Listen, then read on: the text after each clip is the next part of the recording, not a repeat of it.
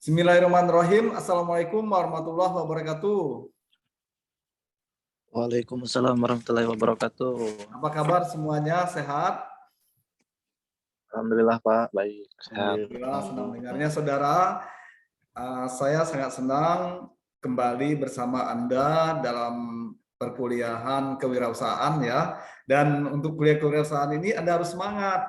Makanya buka ininya Aldi, dibuka videonya ya, semuanya coba videonya dibuka biar saya kenal dengan orang-orangnya. Ini ada Aldi, ada Slamet Riyadi ya, ada Rudiansa, ada Kalpin Darel, ada Hafia Kusuma Hijri, ada Riko Setiawan. Ini kelas A semua ya.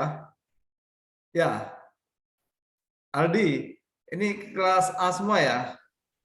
Iya Pak, kelas A semua Pak. Kelas A semua, kelas B tidak kamu kasih tahu biar Enggak Pak. ikut juga ya.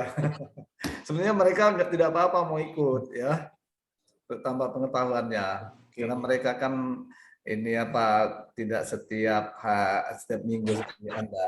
Ya, baik saudara, di dalam berwirausaha tentunya kunci kesuksesan kita itu ada kemauan.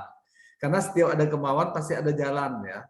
Nah, jadi Anda memang harus memiliki niat yang tinggi, niat yang ikhlas untuk menjadi seorang entrepreneur yang sukses gitu. Sehingga nanti Anda itu selalu berpikir positif. Makanya kalau Anda berpikir positif kan hasilnya akan positif ya. Ya, tidak Aldi. Itu. Ya, kalau kita Iya berpikir Pak. positif hasilnya pasti positif itu. Tapi kalau kita berpikir negatif ya sudah hasilnya akan negatif. Makanya kalau berwirausaha ini kita selalu optimis, jangan pesimis ya. Kalau kita optimis ya kita insya Allah ada gilirannya. Insya Allah kita akan sukses, gitu saja. Apalagi kita sungguh-sungguh di dalam melaksanakan usaha kita. Tentu saja, saudara, saya juga menginginkan Anda selalu begitu ini apa melaksanakan wirausaha Anda itu ya jangan hanya sebatas konsep begitu. Jadi action, action, action dan action. Nih ya, jangan no action, konsep only gitu. Nah, ini kan tidak ada manfaatnya perkuliahan kita kalau tidak diimplementasikan di dalam kehidupan Anda sehari-hari, di dalam wirausaha Anda ya. Anda memiliki wirausaha, berarti Anda maju selangkah daripada sebelumnya. Nah itu, saudara, sebetulnya yang namanya bisnis itu semua orang sebetulnya itu memiliki bakat minat untuk melaksanakan bisnis itu. Tetapi ada yang bakatnya itu sudah terlihat ya, itu namanya faktor X. Ada yang belum terlihat. Nah, yang belum terlihat inilah terus Anda kembangkan bakat Anda itu, terus Anda asah kemampuan Anda di dalam berbisnis. Gitu ya. Nah, yang penting Anda semangat. Semangat, kemudian Anda berani memulai. Berani memulai, kemudian Anda juga harus berani mengambil risiko ya, berani mengambil risiko. Insya Allah, yakinlah Anda akan sukses. Nah, kemudian saudara, di dalam berbisnis jangan lupa kita itu kan memang harus memikirkan ya tentang manajemen keuangan kita. Nah, pada minggu yang lalu sudah saya sampaikan manajemen keuangan itu, saya minta Anda bisa mengikuti kembali di video pembelajaran yang ada di YouTube Daman UML tentang manajemen keuangan oleh Dr. Daman MPD ya. Jangan lupa diklik, like, kemudian subscribe, lalu bisa di komen dan di-share ke teman-temannya yang lain. Nah, meskipun teman yang bukan mahasiswa juga boleh untuk mengikuti video pembelajaran tersebut ya.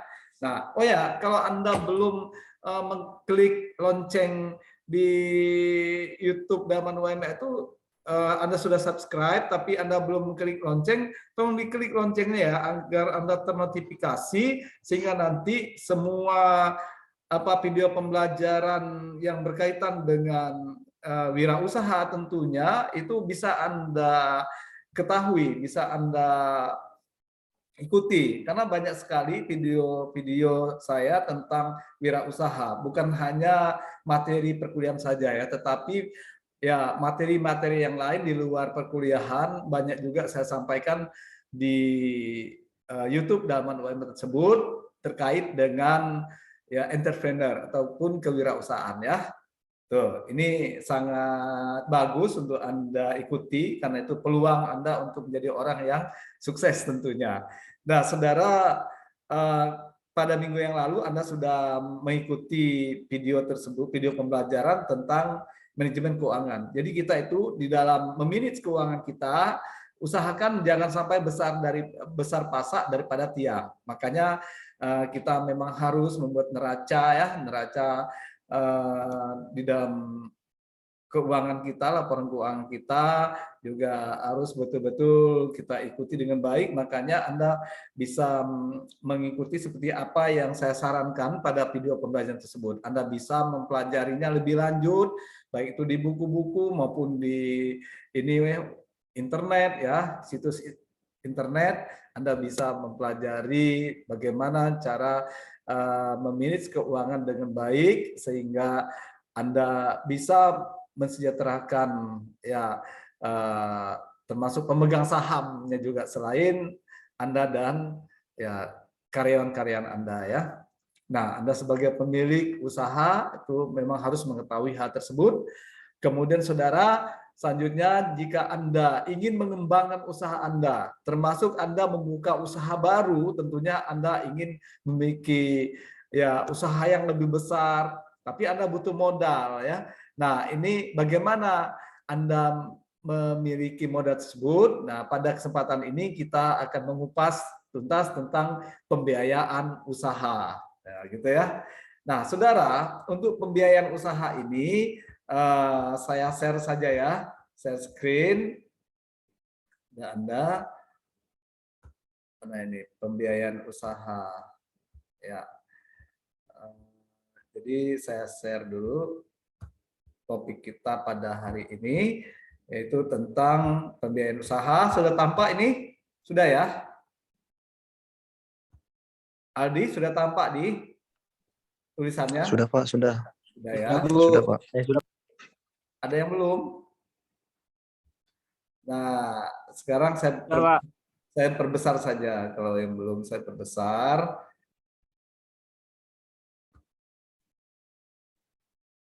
Ini kok mana ininya? Nah, kelihatan ya sudah ya? Lebih besar, lebih jelas. Nah, jadi saudara, kelihatan semuanya? Kelihatan Pak. Kelihatan ya? Ini udah besar. Kelihatan Pak.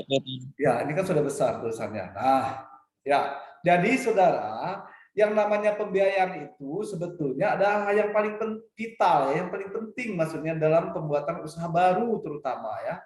Dan juga ya usaha yang sudah ada dikembangkan usaha itu. Apalagi usaha baru kita kan butuh pembiayaan ya. Nah, yang paling utama sebetulnya pembiayaan itu biasanya menggunakan uang modal kan.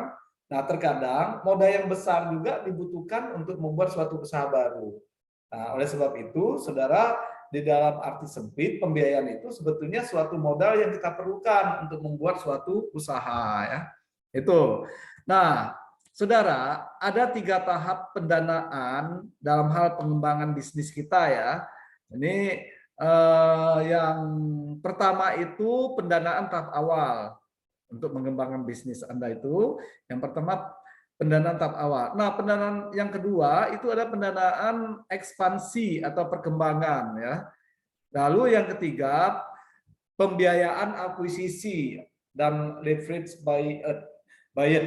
Nah, saudara, pendanaan tahap awal ini berarti kita kan membutuhkan ya persiapan ya untuk membuka usaha baru kita atau kita membutuhkan biaya untuk beli peralatannya ya, untuk sewa tempatnya ya, untuk ya mungkin 1-2 bulan ke depannya menggaji karyawannya dan sebagainya.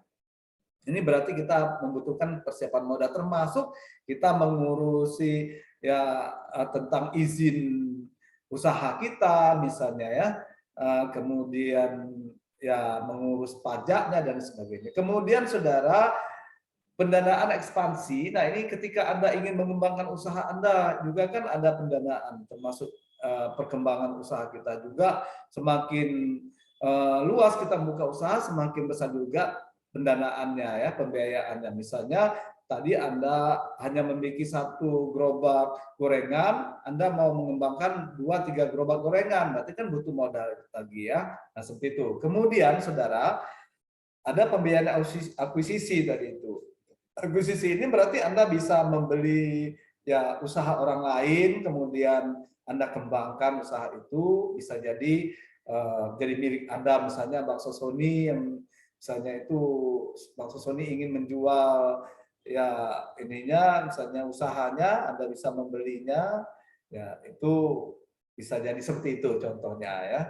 Nah, Anda bisa mengakuisisi itu. Nah, kemudian saudara, ini yang terpenting adalah langkah-langkah yang harus Anda lakukan untuk memproyeksikan kebutuhan kas Anda. Nah, jadi Anda itu memang harus membuat proyeksi laporan rugi laba. Jadi kalau kita membuka usaha itu kita buat dulu, kita proyeksikan dulu, ataupun kita tafsirkan di dalam sebuah laporan rugi dan laba, apakah untung ataukah rugi. Nah, ingat laporan rugi laba ini ya memang kalau tidak untung ya rugi, tapi proyeksi kita kan upayakan laba gitu, upayakan untung gitu ya. Nah, kalau rugi kan siapa yang mau membuka usaha rugi? Makanya kita harus kita hitung begitu. Rugi tidak kita.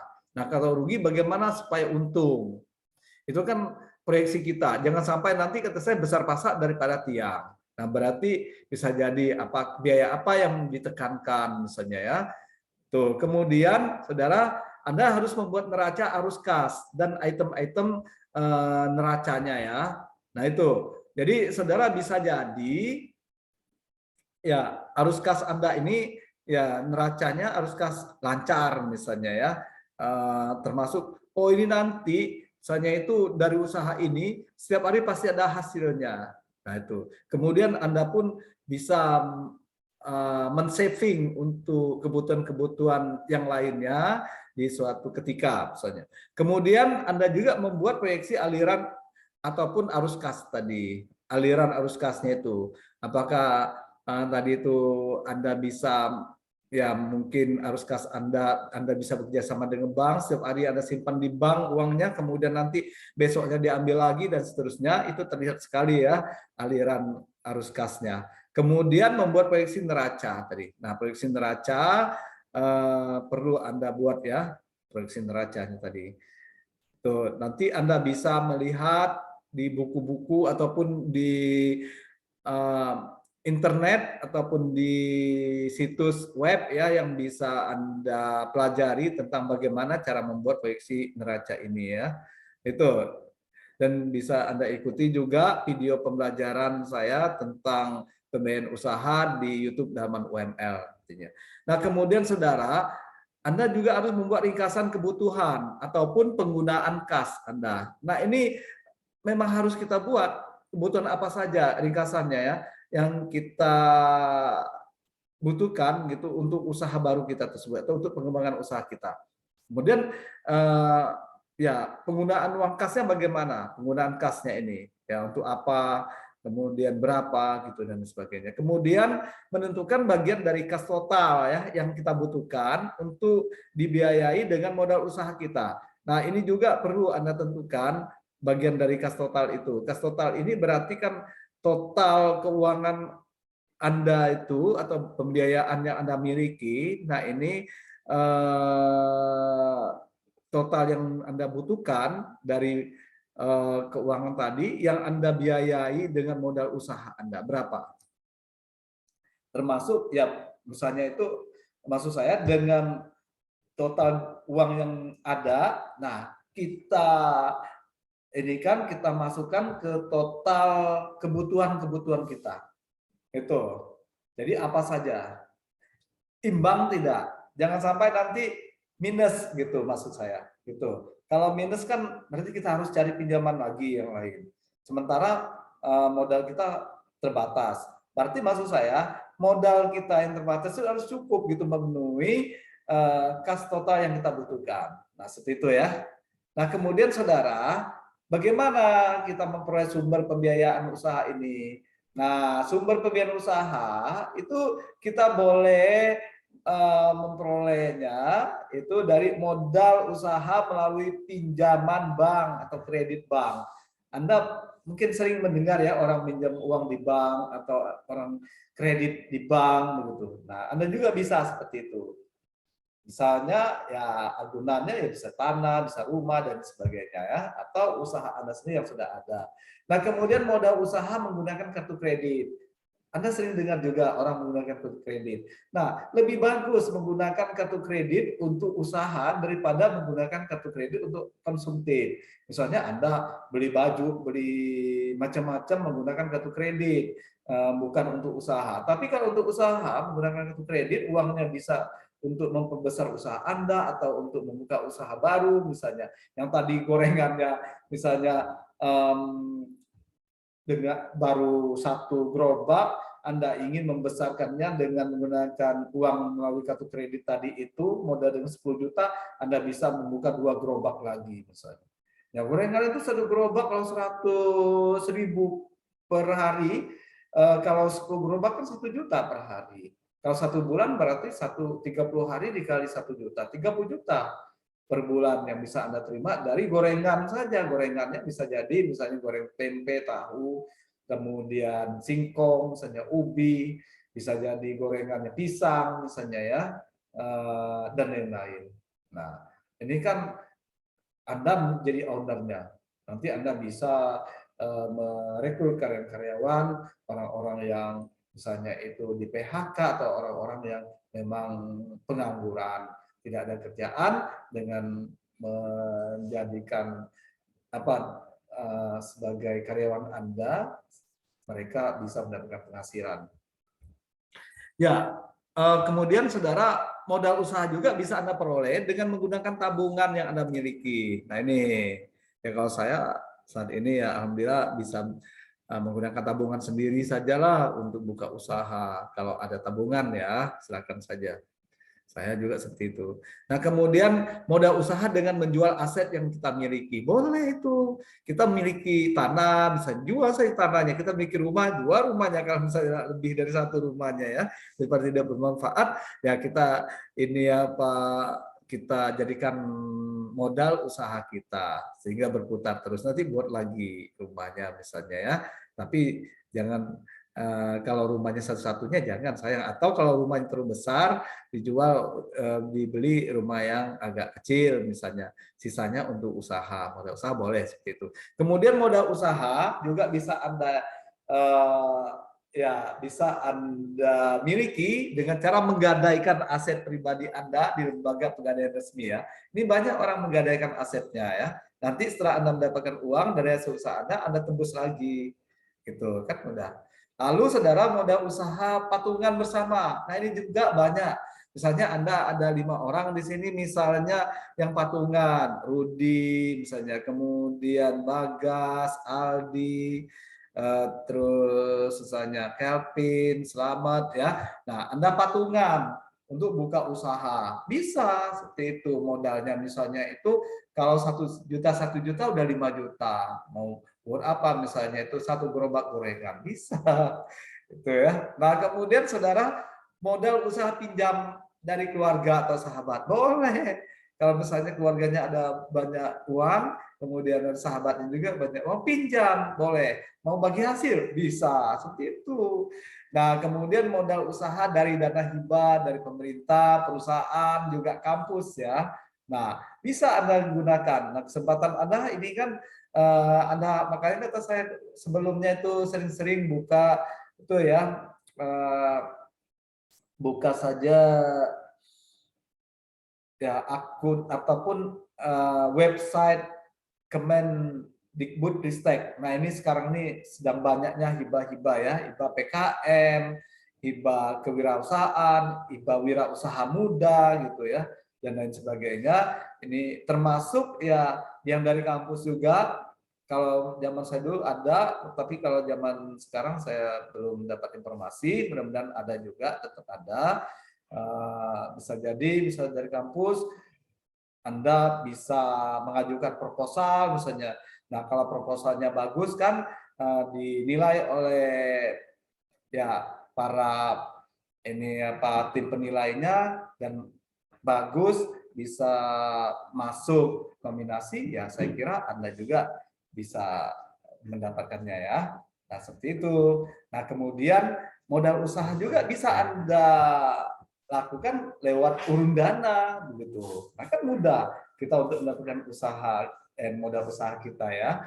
Nah, kemudian saudara, selain itu ya Anda pun bisa mendapatkan modal usaha melalui investor gitu. Nah, siapa tahu nanti ada investor yang mau bekerja sama dengan Anda sebagai ownernya, pemilik modalnya, nanti ada investor yang ingin memberikan modal usaha untuk Anda, tapi tentu saja ya investor ingin mendapatkan hasil juga. Nah, makanya usaha yang Anda jalankan harus prospek ya. Nah, kemudian modal usaha dengan cara joint venture. Juga ini bisa Anda lakukan ya, termasuk modal usaha dari konsumen Anda. Nah, Anda memiliki konsumen, coba Anda rekrut konsumen Anda itu mereka bisa jadi Anda jual apa yang namanya saham-saham, misalnya Anda buat dalam bentuk saham, bisa jadi ya. Kalau misalnya konsumen ada 100 orang, setiap orang 1 juta saham, berarti sudah berapa Anda dapat? 1 juta dikali 100, itu bisa untuk modal Anda. Dan bisa nanti setelah ya usahanya berjalan dan berhasil, ya konsumen Anda yang memiliki saham tadi juga akan mendapatkan hasil pembagiannya juga ya. Nah, kemudian modal usaha dari waralaba dan juga franchise. Nah, ini bisa jadi misalnya itu Anda kerjasama dengan Bakso Sony nih, di franchise waralaba ya, itu bisa Anda jadikan sebagai modal usahanya.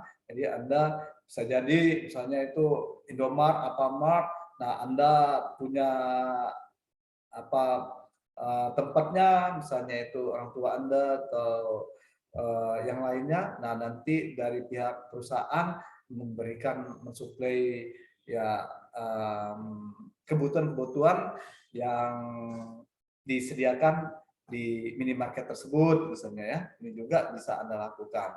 Nah, kemudian saudara, modal usaha dari koperasi. Dari koperasi juga bisa, tapi Anda harus yang menjadi anggota koperasi dulu ya. Itu kan banyak koperasi besar yang bisa Anda ikuti ya, yang bisa memberikan modal usaha bagi Anda. Koperasi itu senang sekali kalau ada ya anggotanya ingin buka usaha, karena ini apa kalau misalnya nanti ada yang pinjam untuk kepentingan usaha, itu kan akan berkembang nanti. Tapi kalau untuk kepentingan pribadi dan tentu saja untuk kebutuhan konsumtif, ya habis nanti membayarnya pakai apa. Nah, gitu. Kalau usaha kan mereka yakin bahwa ini pasti ini bisa terbayar, kecuali misalnya Anda ya bekerja dapat penghasilan per bulannya dan sebagainya, itu bisa dibantu oleh koperasi. Kemudian Anda juga bisa mengikuti perlombaan bisnis ya atau sejenisnya. Nah, sekarang ini kan banyak Anda bisa mengikuti lomba wirausaha muda seperti itu ya, entrepreneur muda gitu, yang saat ini memang sedang gencar-gencarnya Kementerian itu ya, industri pariwisata itu ingin sekali memunculkan pembisnis baru ya. Itu. Kemudian modal usaha dengan menjalankan bisnis online. Nah, ini juga bisa. Ya, seperti saya sampai sekarang saya juga bisnis online. Bisnis online itu ada loh yang tanpa modal. Ya, seperti yang saya jalankan ini awalnya kan memang tidak ada modal. Jadi gratis. Saya boleh menyewa web secara gratis, boleh juga menyewa web berbayar. Nah, awalnya saya juga menyewa web gratis ya, tapi kan hasilnya minim. Meskipun gratis kan kita bisa juga untuk ini apa mencairkan uangnya kalau sudah cukup saldonya ya. Kalau yang di apa bisnis saya jalankan di online itu Lead Google Action itu, jadi setiap hari saya itu dapat penghasilan yang minimal 150.000 itu tetap dapat ya, meskipun tidak jadi rektor lagi, tapi uang saya tetap ngalir gitu. Nah, seperti itu. Nah, jadi saudara, saya sekarang sudah beberapa web sewa web yang saya sewakan di web itu, sehingga ya penghasilan terus diberikan Google. Jadi selama Google itu masih ada, ya kita masih bisa mendapatkan ininya ya, mendapatkan imbalan ataupun ya keuntungan dari iklan yang kita ikuti. Nah, kita tinggal mengklik iklannya setiap hari sekali klik begitu. Nah, termasuk ya saya juga sebagai ini YouTuber ya setiap hari meskipun hanya $1, $3, ada kadangnya $7 ya dari YouTuber saya, dari YouTube saya juga saya dapat penghasilan. Ya mudah-mudahan mungkin karena ini apa kontennya masih sangat ini mungkin kurang menarik karena masih terbatas khusus video pembelajaran, barangkali ini peminatnya masih sedikit. Mungkin saya harus memperlebarnya ataupun memperluasnya dengan video-video untuk umum ya barangkali ya. Nah, kemudian saudara, modal usaha juga bisa kita peroleh dari fintech ya, seperti dari uang teman kita. Nah, ini bisa Anda lakukan. Jadi itu tadi banyak sekali yang bisa kita lakukan untuk mendapatkan modal usaha itu ya. Nah, namun ada langkah yang harus Anda lakukan sebagai pembisnis pemula ya, sebagai entrepreneur pemula. Kalau Anda sudah mendapatkan modal usaha Anda, apa yang Anda lakukan? Apalagi Anda ingin membuka usaha baru. Usahakan saudara, pilih nama yang baik dan menarik untuk usaha yang Anda jalankan ya.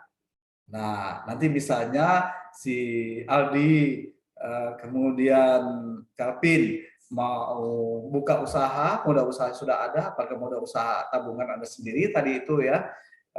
Nah, Anda sebaiknya pilih nama yang baik dulu dan menarik untuk usaha yang Anda jalankan. Misalnya Anda tadi buka gerobak gorengan, apa gerobak gorengan namanya? Misalnya itu apakah gorengan super enak misalnya, karena ada super enak tadi mereka akan melirik gitu, itu super enak katanya, dan mereka paling tidak mencoba, ternyata saya coba enak beneran ya.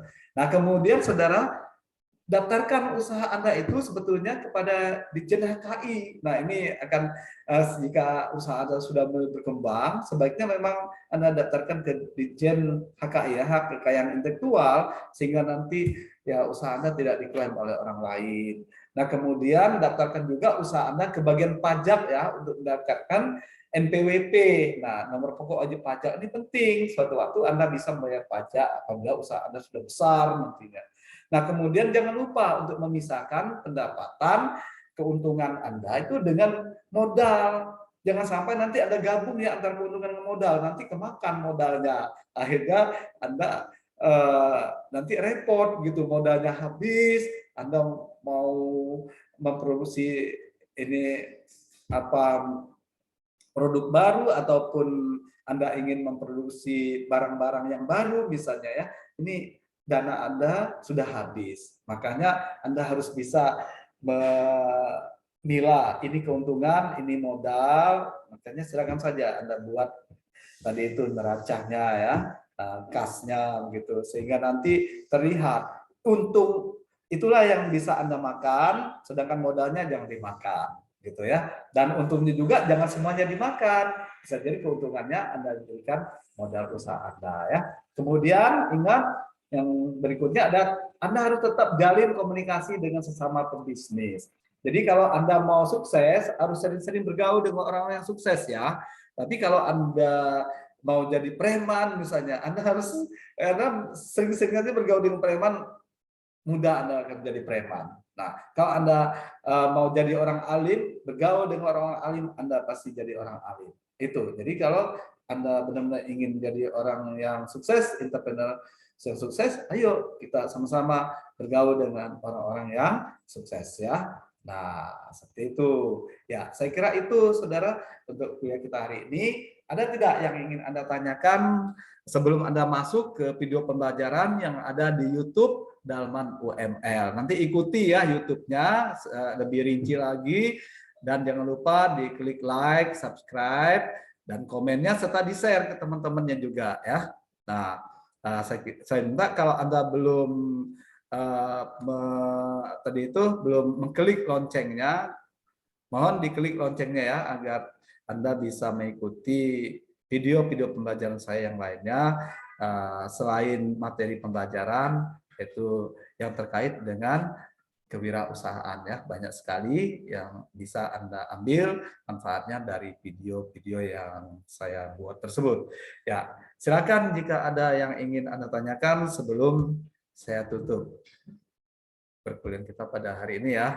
Silakan Calvin, Aldi, ada yang ditanyakan?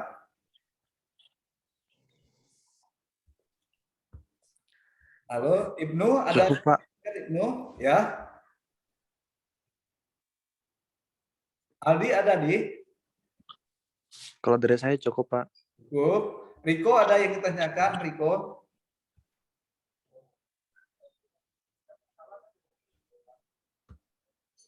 Ya, kalau tidak ada lagi, silakan saja Anda langsung masuk ke video pembelajaran ya, yang ada di YouTube Daman UML ataupun di Spada UML. Anda masuknya melalui melalui Syakat UML ya .ac.id. Jangan lupa isi absen Anda jika Anda sudah bisa masuk ke Syakatnya. Kemudian termasuk absen Google Form-nya ya, jangan lupa dibuat. Ya, kedua kelasnya buat. Ya, saya kira itu untuk hari ini dan nanti hasil dari rangkuman Anda terhadap ya video pembelajaran yang Anda ikuti di YouTube Daman UML tersebut bisa Anda kirim ke email saya ya yang tertera di video pembelajaran ataupun ke email yang lainnya yaitu dalman.uml2021.ac.id. Dalman UML 2021@gmail.com ya. Mohon maaf. Ya. Ya, saya kira demikian. Terima kasih. Saya wassalamualaikum warahmatullahi wabarakatuh. Waalaikumsalam warahmatullahi wabarakatuh. Terima kasih, Pak. Ya, sama-sama. Saya undur diri dulu ya. Ya. Silakan langsung masuk ke video pembelajaran ya. Baik,